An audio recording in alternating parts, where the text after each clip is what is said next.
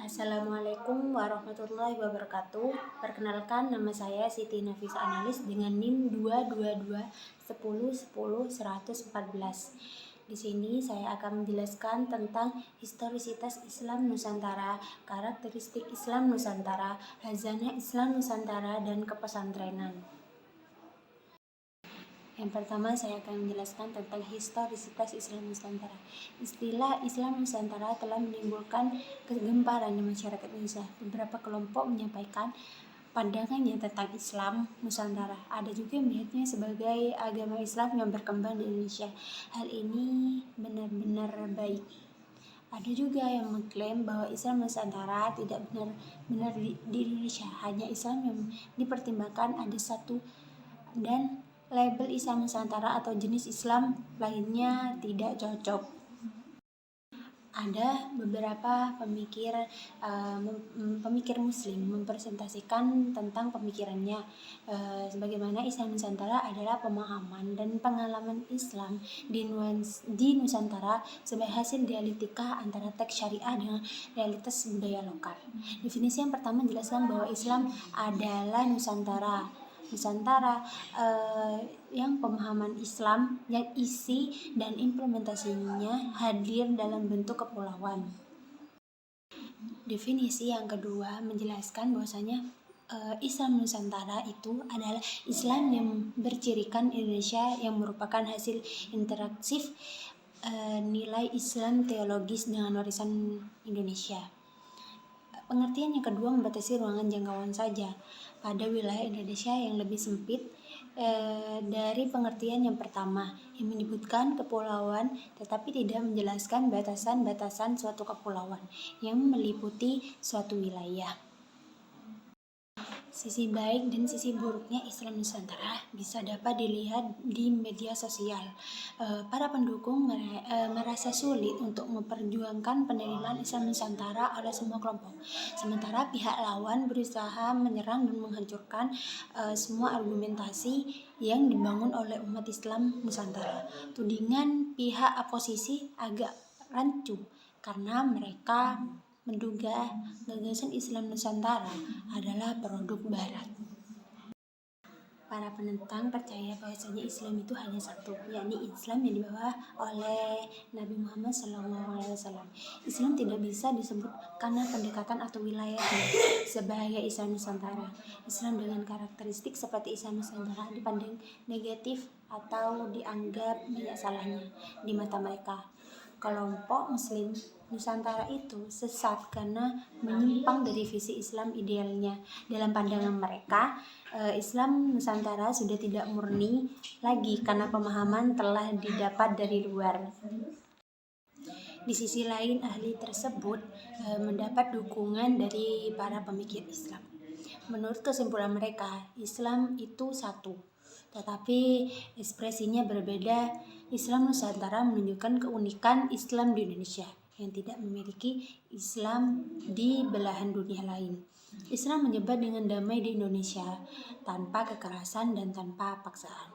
Tidak mudah bagi para mubaligh, khususnya Wali Songo, untuk menyebarkan Islam di Indonesia. Nyatanya paling penduduknya memeluk agama Hindu dan Buddha, dan beberapa kerajaan Hindu dan Buddha yang masih berkuasa di Nusantara menuntut mereka untuk berdakwah dengan cara yang berbeda dan tidak monoton. Berbagai cara meliputi interaksi bisnis, pendidikan, perkawinan, dan alkulturasi budaya. Para dakwah Islam, ulama ingin disesuaikan dengan kondisi zaman dan situasi Nusantara. Bisa dibayangkan jika Islam diberitakan menyebarkan kekerasan atau paksaan pada masa itu, Islam tidak akan pernah hidup di Nusantara seperti saat ini. Di Nusantara, khususnya di Wali Songo, para dai Islam sangat memahami kondisi masyarakat Indonesia saat itu dan menyebarkan Islam melalui metode dan yang dapat diterima secara sosial. Aborigin penduduk pulau tidak serta merata ditolak, tetapi dengan modifikasi tertentu dan sepanjang tidak bertentangan dengan hukum Islam, maka diterima dengan sangat baik. Selanjutnya saya akan menjelaskan tentang sejarah masuknya Islam Nusantara. Penghuni kepulauan Indonesia sudah disebut sejak zaman prasejarah dan dikenal sebagai pelaut yang bisa melintasi laut lepas. Sejak zaman itu telah ada jalur antara pelayaran dan perdagangan kepulauan Indonesia dan berbagai belahan benua Asia, bagian tenggara dan pulau barat. Dan sejak sekitar Malaka zaman dahulu, the Ancient Lands merupakan kawasan menjadi point of interest yang dijual saat itu karena memiliki barang yang menarik yang dijual di perdagangan, maka area tersebut menjadi area jalur hubungan Cina dan India, sangat penting juga. Seperti yang dijual seperti pala, cengkeh dari Maluku, dijual di Jawa dan Sumatera. Lalu dijual ke pengusaha luar negeri. Pelabuhan penting antara Sumatera dan Jawa pada abad ke-1 dan abad ke-7 Masehi Ramuri, yakni Aceh, Barus yakni Gemerincingan, Palembang di Surabaya yakni Sunda Kelapa, dan Gresik di Jawa. Adapun juga beberapa teori tentang masuknya Islam ke Nusantara. Yang pertama, untuk membawa Islam ke Nusantara setidaknya ada 3 teori dalam dokumen sejarah. Yang pertama yakni teori Gujarat, yang kedua yakni teori Mekah, yang ketiga yakni teori Persia, dan ada juga teori terbaru yakni teori Cina. Teori awal masuknya teori ke Islam Nusantara yang pertama pada abad ke-7. Adapun tokoh-tokoh yang mendukung pendapat ini, yang pertama yakni Wan Hussein Azmi, yang kedua yakni Ahmad Hazmi, yang ketiga Hamka, yang keempat Agus Salim, yang kelima T.W. Arnold, yang keenam D.G.E. Hall, dan yang kedua yakni Islam masuk ke Nusantara pada abad ke-11. Teori lain tentang awal kedatangan Islam di Nusantara adalah teori abad ke-11. Tidak banyak bukti yang mendukung teori ini. Bukti yang dikutip oleh pendukung teori ini antara lain dikemukakan Nisan Fatimah binti Maimun di Leren, Gresik, Jawa Timur. Yang ketiga yakni Islam masuk ke Nusantara pada abad ke-13. Menurut teori ini, sumber sejarah yang digunakan untuk mendukung teori ini yakni pertama perjalanan Marco Polo, yang kedua yakni batu nisan Raja Samudra Artikel yakni Sultan Malik As-Saleh yang ditemukan pada tahun 1297 Masehi. Yang ketiga yakni KFH Van Langen, yang keempat yakni J.P. Mokuite yang menyatakan di The Grafton, The Pest and Grise Vergelen met the Regeli Monument out Hindustan tentang masuknya Islam ke Nusantara pada abad ke-13. Yang kelima yakni beberapa sarjana barat seperti R. Akan, C. Chow Horonje, dan Cherike Moore. Adapun jalur awal mulanya masuknya Islam ke Nusantara yakni yang pertama melalui jalur perdagangan. Hal itu sangat masuk akal karena salah satu penyebar agama Islam adalah pedagang dari Arab.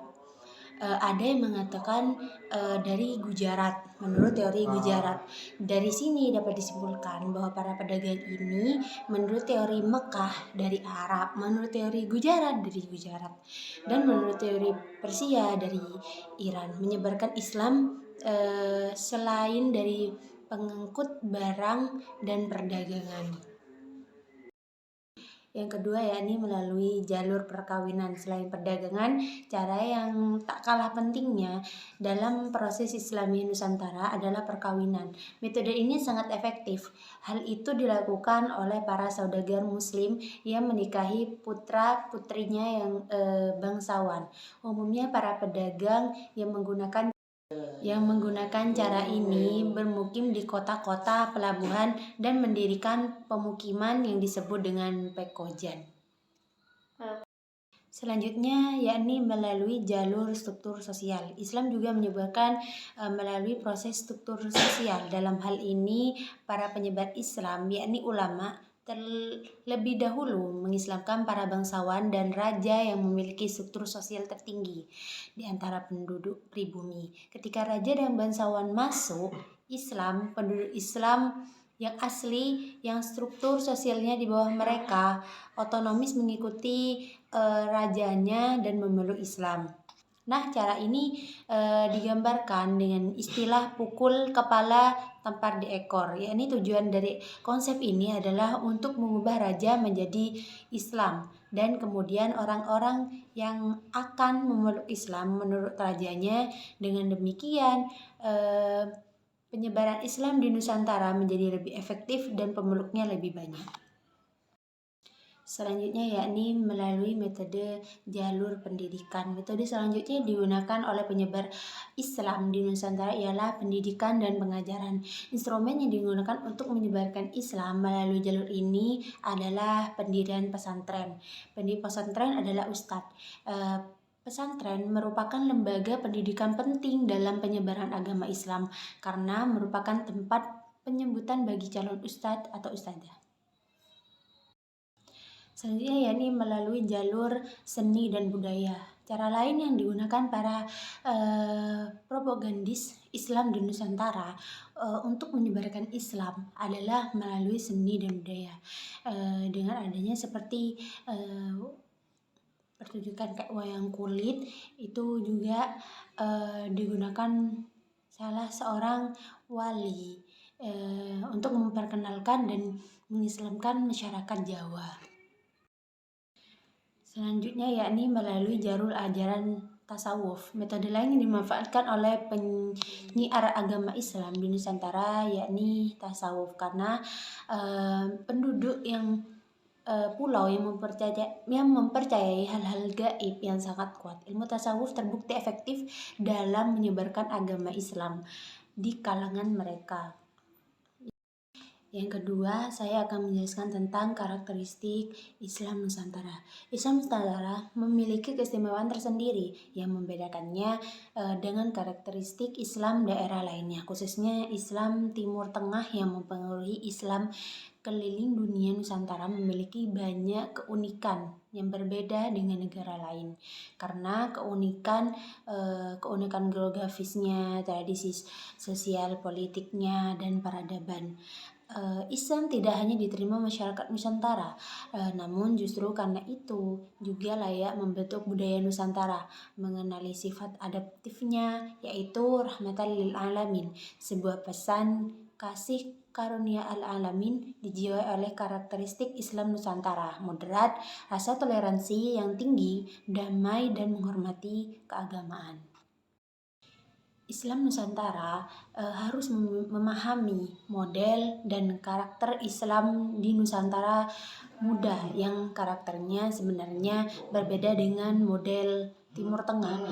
Tempat Islam berkembang di wilayah-wilayah regional seperti yang pernah dikemukakan oleh Gus Dur yang menantang sejarah Islam unik untuk mengembangkan teori yang disebut studi Islam berdasarkan wilayah Klasdar, yakni ada 6 wilayah Islam: Timur Tengah, Afrika, India kontinental dan Tengah, Asia bergabung dengan Rusia, Nusantara, dan Eropa. Menurut Gusyuri, masing-masing memiliki keunikan tersendiri. Dipadukan dengan ciri-ciri Islam di Nusantara dapat dilihat dari ciri-cirinya seperti pertama, Islam di Nusantara merupakan produk dakwah yang tokohnya dikemukakan dan dikenal sebagai nama Wali Songo. Proses Islamisasi secara damai melalui akulturasi budaya dan rumah inti Islam. Itulah sebabnya Islam bisa berkembang pesat tanpa kekerasan. Yang pertama yakni Yang pertama yakni proses Islamisasi secara damai dalam jalur akulturasi budaya dan rumah inti Islam. Itulah sebabnya Islam bisa berkembang pesat tanpa kekerasan dan pemaksaan. Cendekia Islam termasuk Anwar Ibrahim menilai situasi ini sebagai proses terbaik Islamisasi. Yang kedua yakni pengikut setia memahami sifat Ahlus Sunnah wal Jamaah. Inilah keistimewaan yang termuka dalam Islam Nusantara. Apakah seperti itu kontras digunakan cara berpikir Islami di Timur Tengah. Yang ketiga yakni para ulama atau masyarakat Muslim tidak asal-asalan dalam memiliki mazhabnya. Selama ini panutan yang dipilih atau diciptakan bagi mereka dan memiliki intelijen yang sangat cukup serta telah diuji oleh peneliti sejarah, dan bagi mereka yang berintegritas karakteristik ulama yang bersikap mandiri hingga ijtihad adalah ilmu yang sempurna. Yang keempat yakni mayoritas masyarakat Muslim di Nusantara terdiri dari praktisi sufi, yakni para ilmuwan. Itulah sebabnya tumbuh subur tokoh sufi yang dijadikan tokoh panutan antara lain yakni Imam Ghazali, Syekh Abdul Qadir Al-Jailani, Imam Ghazali dan lain-lain. Yang kelima, dalam masyarakat yang mengutamakan perdamaian, kerukunan serta toleransi. Dari landasan ajaran Islam yang menjamin kebebasan beragama. Yang keenam yakni adaptasi kultural alami komunitas Muslim Indonesia terhadap visi seni lokal tidak dapat mudah dibalik. Yang ketujuh yakni perspektif Islam rahmatan lil alamin mengatur pikiran Islam di Nusantara. Umat Islam berusaha memaksa pandangan Islam rahmatan lil alamin sebagai tugas utama menerapkan ajaran Islam dalam kehidupan. Dalam hal ini mengacu pada misi mulia Nabi Muhammad SAW yang paling utama, yaitu misi suci, misi sempurna, misi umum ajaran para nabi. Yang kedelapan, cara menggunakan harafiah untuk memahami nas-nas tentang hal-hal yang bersifat katian seperti kewajiban sholat dan tata cara ibadah mahdah, rukun Islam, rukun iman, dan lain-lain. Oleh karena itu, pendekatan penggunaan teks secara literal lebih menitik beratkan pada isu-isu yang bersifat religius dan isu-isu teologis. Oleh karena itu, Islam Nusantara adalah cara untuk mempraktikkan Islam melalui pendekatan budaya untuk mempertahankan dan mengedepankan budaya tradisional berdasarkan ajaran agama Islam dan berusaha menambah warna budaya lokal, yakni tradisional, dengan nilai-nilai Islam ketika berbudaya tradisional. Selanjutnya yakni Khazanah Islam Nusantara. Keberhasilan perkawinan antara tradisi lokal dan Islam generasi berbeda peradaban Nusantara yang antara lain merupakan hasil akulturasi dengan Islam dapat dilihat pada mencerminkan berbagai bangunan masjid, perpaduan sangat berbudaya harmonis di Kudus. Masjid Raya Kudus menjadi saksi bagaimana budaya Islam dan Hindu dapat bekerja sama menyatu tanpa listrik. Menara masjid dibiarkan berbentuk candi. Demikian juga semangat ajaran Islam dengan mendirikan Masjid Agung Demak yang dibangun Wali Songo dengan gabungan elemen tempat Jawa. Pada saat yang sama, bangunannya tetap bergaya Hindu. Selain arsitektur masjid, warisan Islam Nusantara yang kedua lahir salah satunya dari manuskrip Al-Quran Nusantara. Fitur dalam Al-Quran Mushaf Timur Tengah Fadol A.R. Bafadol dan Rosihan Anwar mencontohkan hal tersebut, bahwa kegiatan penulisan mushaf sedang dalam proses, berasal dari abad ke-13 masa kerajaan Samudra Pasai. Kepulauan warisan Islam lainnya tentu munculnya banyak harta yang tak ternilai harganya. Sejarah Islam sejauh ini dengan mahakaryanya tetap menjadi sumber ilmu dan penelitian bagi para intelektual Indonesia dan bukan dunia.